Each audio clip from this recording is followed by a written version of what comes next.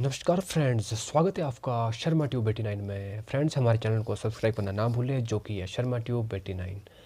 आज की वीडियो का जो टॉपिक है फ्रेंड्स, वो है भक्तिकाल से बार बार पूछे गए हिंदी साहित्य के कुछ क्वेश्चन। चलिए फ्रेंड्स, फिर शुरू करते हैं आज का वीडियो। पहला क्वेश्चन देखिए, हनुमान चालीसा के रचनाकार कौन है? ए कबीरदास, बी सूरदास, सी तुलसीदास या फिर डी श्रीदास। इसका जो राइट आंसर है फ्रेंड्स, वो है तुलसीदास। हनुमान चालीसा की रचना की थी तुलसीदास ने। तुलसीदास का जो जन्म हुआ था वो था श्रावण मास में उत्तर प्रदेश में हुआ था। इनका बचपन का नाम था राम बोला। ये भी जो है कई बार पूछ लिया जाता है ये क्वेश्चन कि तुलसीदास का बचपन का नाम क्या था। तो ये था राम बोला और इनके गुरु थे नर हरिदास। इनकी जो प्रसिद्ध रचनाएं है तुलसीदास की, वो जो है इस प्रकार से है। वो है राम लल्ला नहछु, बरवे रामायण, छंदावली रामायण, कुंडलिया रामायण, करखा रामायण, रोला रामायण, छपया रामायण, कवित रामायण, राम शलाका, राम आज्ञा प्रश्न, रामचरितमानस, विनय पत्रिका, दोहावली, कवितावली, गीतावली, कृष्ण गीतावली, वैराग्य संदीपनी, जानकी मंगल, पार्वती मंगल, कली धर्मा धर्म निरूपण आदि जो है तुलसीदास की जो है फेमस रचनाएं हैं।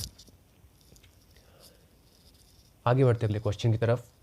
यह है चित्ररेखा में चित्ररेखा किसकी पुत्री है? ए सिंघन देव की, बी चंद्र भानु की, सी प्रीतम कुंवर की या फिर डी तेज प्रताप की। इसका जो राइट आंसर है फ्रेंड्स, वो है चंद्र भानु की। चित्ररेखा जो है मलिक मोहम्मद जैसी द्वारा रचित एक प्रेम कथा है। इसमें चंद्रपुर के राजा चंद्र भानु की पुत्री चित्ररेखा के विवाह का जो है सुंदर ढंग से वर्णन किया गया है। आगे बढ़ते अगले क्वेश्चन की तरफ। भक्ति काल में कितनी काव्य धाराएं मिलती है? ए 1, बी 2 या फिर 3 4 या ऐसे ABCD 1 2 3 4। राइट आंसर है फ्रेंड्स, वो है 4। भक्ति काल में सगुण काव्य धारा है और एक निर्गुण काव्य धारा है, और इन दोनों के आगे दो दो धाराएं हैं।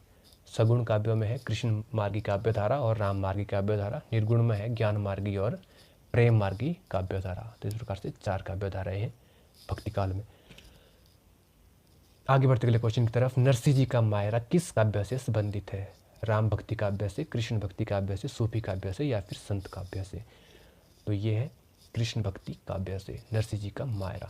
इसकी रचना की थी वो की थी मीराबाई ने, और इनकी जो अन्य फेमस रचनाएं हैं मीराबाई की, वो है गीत गोविंद टीका, राग गोविंद, राग सोरठ के पद आदि जो है मीराबाई की फेमस रचनाएं हैं। आगे है अगला क्वेश्चन, मधुमालती किसकी रचना है? जायसी की, मंजन की, कबीर की या फिर सूरदास की। इसका जो राइट आंसर है वो है मंजन की। मधुमालती है मंजन की रचना। मधुमालती का जो संक्षिप्त सार है वो जो इस प्रकार से, यह एक अधूरी रचना है मधुमालती मंजन की। मधुमालती की कहानी में जो है एक कन्नेसर नगर है, उसका राजकुमार मनोहर है, और एक नगर है महारस नगर जिसकी राजकुमारी है मधुमालती। एक रात को अप्सराएं राजकुमार मनोहर को नींद में उठाकर मधुमालती के कमरे में छोड़ देती है। वहाँ पर मनोहर और मधुमालती मिलते हैं और वे एक दूसरे के प्यार में पड़ जाते हैं और बातें करते करते सो जाते हैं। बाद में अप्सराएं मनोहर को उसके महल में ले जाती है। सुबह दोनों की आंखें खुलती है और वे एक दूसरे को देखने के लिए व्याकुल हो जाते हैं। इसी दौरान मधुमालती की माता रूपमंजरी मधुमालती की मनोहर से प्यार करने से रोकती है। मधुमालती को मनोहर से प्यार करने से रोकती है मधुमालती की माँ, जिसका नाम है रूपमंजरी। मधुमालती के ना मानने पर रूपमंजरी मधुमालती को जो है श्राप देती है और वह पक्षी बन जाती है और बहुत दूर उड़ जाती है उस महल से। उसे जो है राजकुमार ताराचंद ने पकड़ लिया मधुमालती को, जो कि एक पक्षी बनी है, और सोने के पिंजरे में डाल दिया गया। बाद में मधुमालती ताराचंद को सारी प्रेम कहानी बताती है और ताराचंद मधुमालती को मनोहर से मिलाने प्रेमा के महल जो है वो ले जाता है। और दूसरी ओर राजकुमार मनोहर अपने दोस्तों के साथ जो है मधुमालती को ढूंढने निकल पड़ता है। समुद्री मार्ग से गुजरते हुए तूफान में मनोहर अपने दोस्तों से बिछुड़ जाता है और बहते बहते जंगल में पहुंच जाता है, जहां उसे राजकुमारी प्रेमा मिल जाती है। उसे एक राक्षस ने उठा लिया था प्रेमा को, और मनोहर ने राक्षस को मारकर राजकुमारी प्रेमा को जो आज़ाद किया। बाद में राजकुमारी प्रेमा मनोहर को अपने राजमहल ले जाती है। राजकुमारी प्रेमा के राजमहल में मनोहर और मधुमालती का जो है मिलाप होता है और ताराचंद को राजकुमारी प्रेमा से प्रेम हो जाता है। इसके बाद की कहानी जो है वो पूर्ण नहीं है, यह खंडित रूप में है। आगे देखिए अगला क्वेश्चन, वो है आखिरी कलाम का प्रकाशन सबसे पहले किस भाषा में हुआ था? अंग्रेजी में, हिंदी में, फारसी में या फिर उर्दू में? तो इसका जो प्रकाशन हुआ वो हुआ था फारसी में। आखिरी कलाम मलिक मोहम्मद जायसी की रचना है, आखिरी कलाम, जिसका प्रकाशन हुआ था फारसी भाषा में। आगे अगला क्वेश्चन, वह निम्न में से कौन सी शाखा निर्गुण मत के अंतर्गत आती है? ज्ञान मार्गी, कृष्ण मार्गी, या फिर प्रेम मार्गी और ज्ञान मार्गी, या फिर राम मार्गी और प्रेम मार्गी, या फिर कृष्ण मार्गी और राम मार्गी? जो शाखाएं जो है निर्गुण मत के अंतर्गत आती है वो शाखाएं हैं प्रेम मार्गी और ज्ञान मार्गी। और जो कृष्ण मार्गी और राम मार्गी शाखा है ये जो है सगुण मत के अंतर्गत आती है।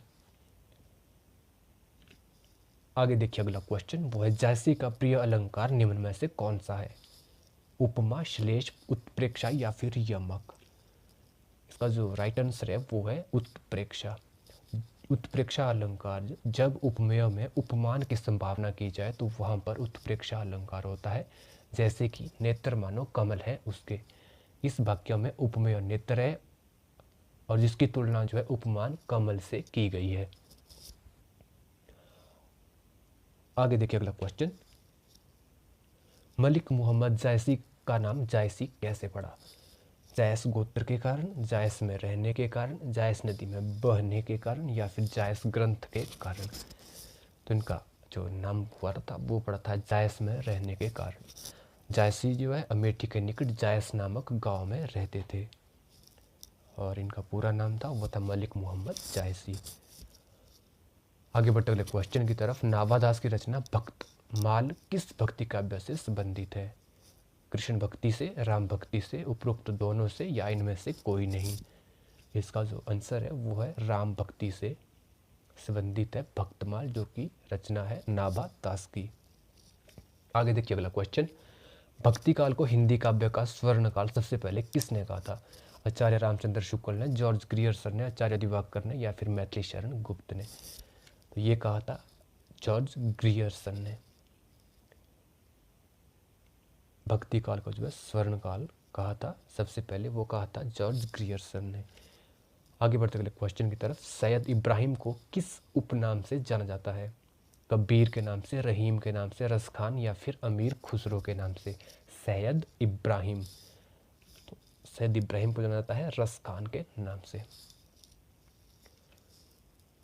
आगे बढ़ते अगले क्वेश्चन की तरफ, निम्न पंक्तियां किसकी है? प्रभु जी तुम चंदन हम पानी, जाकी अंग अंग बास समानी, दादू दयाल की, रैदास की, कबीर की, या फिर गुरु नानक की?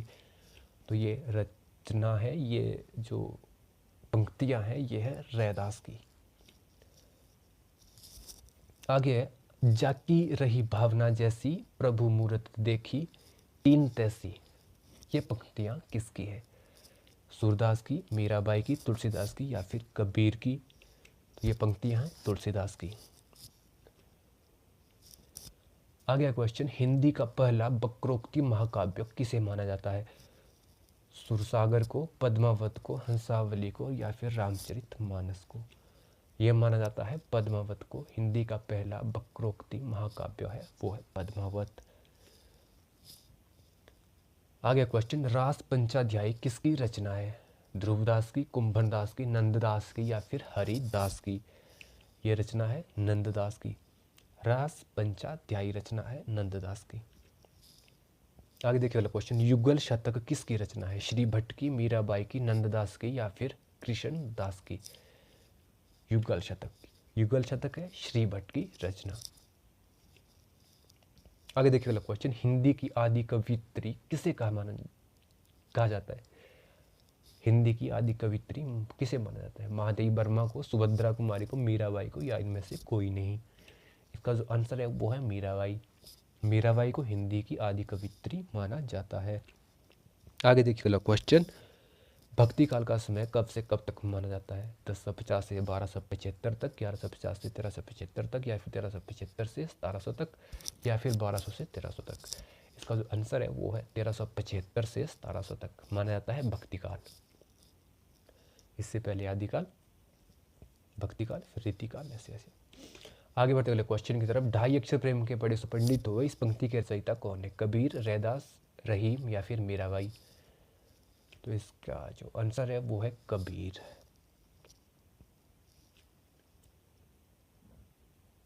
Thanks for watching guys, don't forget to subscribe our channel that is Sharma tube 89।